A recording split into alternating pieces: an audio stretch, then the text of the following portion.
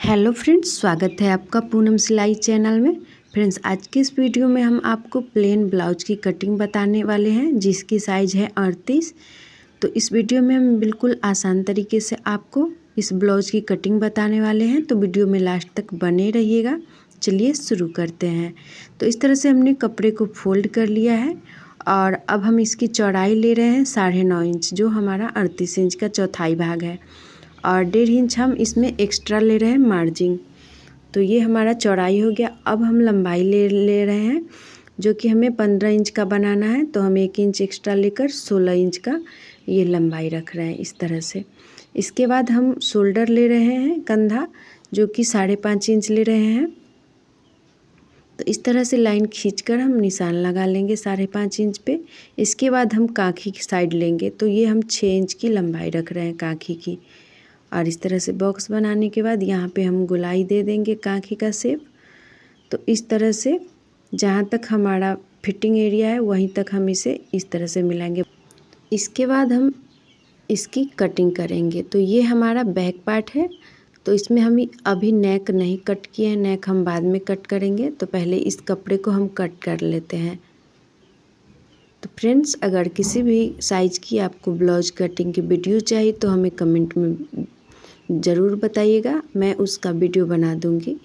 तो इस तरह से ये मार्जिंग वाला कपड़ा भी हमें लेकर कटिंग करना है। ये हमारा बैक पार्ट कटिंग हो गया है फ्रेंड्स, और ये 38 साइज का ब्लाउज है। मैं एक बार और आपको बता दे रही हूँ।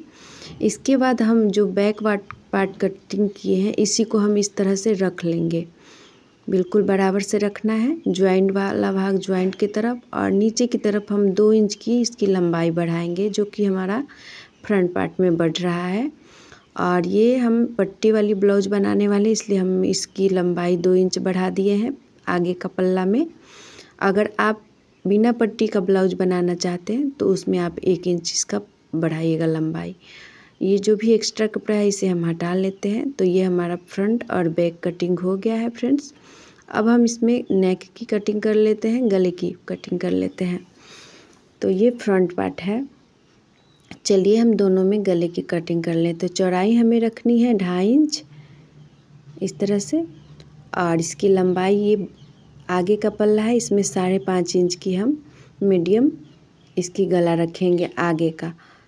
अगर आप थोड़ा ज़्यादा पहनना चाहती हैं तो 1/2 इंच कर ले सकती हैं। और इस तरह से गोलाई शेप करके हम इसकी भी कटिंग करेंगे। तो पहले हम बैक पार्ट की भी इस तरह से 2.5 इंच की चौड़ाई और 8 इंच की लंबाई पर गले का निशान लगा रहे हैं।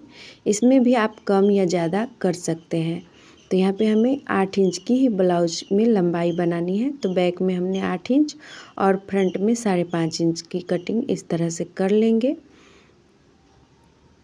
तो ये हमारा फ्रंट का पार्ट का देख लीजिए, इस तरह से गोल गला कटिंग हुआ है। और बैक में भी हम कटिंग कर लेते हैं। तो पहले निशान लगाने से बिल्कुल आसान तरीके से कटिंग हो जाता है, और बिना निशान का इधर उधर होने का डर रहता है, इसलिए पहले निशान लगाइए, इसके बाद इसकी कटिंग कीजिए। तो ये हम फ्रंट और बैक कटिंग करने के बाद अब बाजू कटिंग कर ले रहे हैं।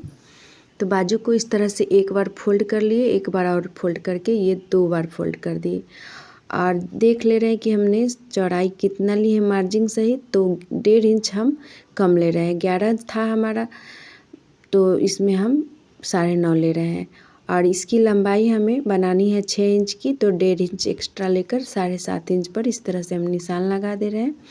और नीचे की तरफ हम इसकी गोलाई 3 इंच पे देंगे। तो नीचे की साइड खुला भाग है, इसलिए हम नीचे की तरफ गोलाई देने वाले हैं। तो कुछ इस तरह से हम गोलाई दे देंगे बाजू का शेप, और इसकी कटिंग कर देंगे। और नीचे की तरफ हमने एक कपड़ा को थोड़ा कम फोल्ड किया है, क्योंकि इसमें हमें ज्वाइंट लगाना होगा। तो थोड़ा सा कपड़ा हम इसमें ज्वाइंट लगा लेंगे। तो पहले हम इसमें छटाई वाला निशान लगा देते हैं इस तरह से। तो ये छटाई वाला निशान को हम ऊपर की तरफ से 1/2 या 1.25 इंच लेंगे, और नीचे की तरफ से जितना भी मार्जिन हमने ब्लाउज में लिया है 1.5 इंच, उतना हम नीचे छोड़ेंगे। इसके बाद ऊपर इस तरह से छटाई कर देंगे। तो ये देखिए ब्लाउज की छटाई हो गई है। ये वाला छटाई वाला पार्ट हम ब्लाउज के फ्रंट साइड में रखते हैं।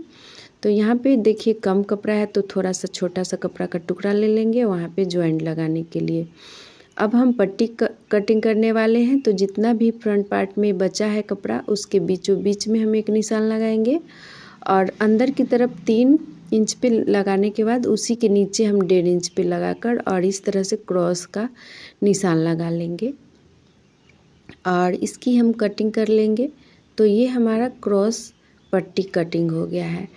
और इसके बाद हम इसमें आपको टेकिन का निशान लगा के बताते हैं। तो पहले हम बीच वाला इस तरह से निशान लगा दिए हैं कि यहाँ से हमें कट करना होगा टेकिन देने के बाद। तो दोनों साइड का बिल्कुल बराबर बराबर टेकिन देना है। उसके बाद थोड़ा थोड़ा हटाकर हम इस तरह से बूंदा दे दिए हैं, एक डॉट, उसी के सामने सामने सारा टेकिन रहेगा। तो देखिए किस तरह से हम इसमें टेकिन लगा रहे हैं। यहाँ पे हम अंदाज से ही इसमें टेकिन लगा रहे हैं, लेकिन आप चाहें तो इंची टेप से भी निशान लगा सकते हैं। तो एक बार हम आपको इसका चेक करके बताते हैं कि हम किस तरह से इसकी दूरी लिए हैं टेकिन का। तो यहाँ पे देखिए ये 2.5 इंच की दूरी है दोनों ही साइड यहाँ पे। और इसके बाद ये जो डॉट हमने 1.5 इंच हटा कर दी है दोनों ही साइड, और जो भी नीचे का साइड का जो भी है वो सब 1.5 इंच की दूरी हटा कर हम बाकी सारा टेकिन सामने सामने ही दिए हैं, जैसा कि आपको वीडियो में दिख पा रहा होगा। नीचे की चौड़ाई हम 1 इंच का दिए हैं। और इसके बाद सारे टेकिन को सिलने के बाद ये पट्टी ज्वाइंट हो जाएगा। और इसके बाद अगर आप आगे बटन लगाना चाहती तो आगे कट कर लीजिएगा, और पीछे बटन लगाना चाहती तो पीछे वाले बैक पार्ट में कट करना है। तो इस तरह से बैक पार्ट को भी हम निशान लगा दे रहे हैं टेकिन का। तो यहाँ पे कंधा से हम लिए हैं और नीचे की तरफ हम 3 इंच ऊपर तक इस तरह से बैक पार्ट की टेकिन भी हम लगा दिए हैं। इसके बाद हम इसकी चौड़ाई भी थोड़ा थोड़ा हाफ इंच बढ़ाकर इस तरह से क्रॉस में चौड़ाई का निशान लगा लेंगे। तो ये हमारा टेकिन लग चुका है और ये ब्लाउज हमारा कटिंग हो चुका है। फ्रेंड्स, आज का ये हमारा वीडियो आपको कैसा लगा हमें कमेंट में ज़रूर बताइएगा। मिलते हैं ऐसे ही किसी अन्य वीडियो में। धन्यवाद।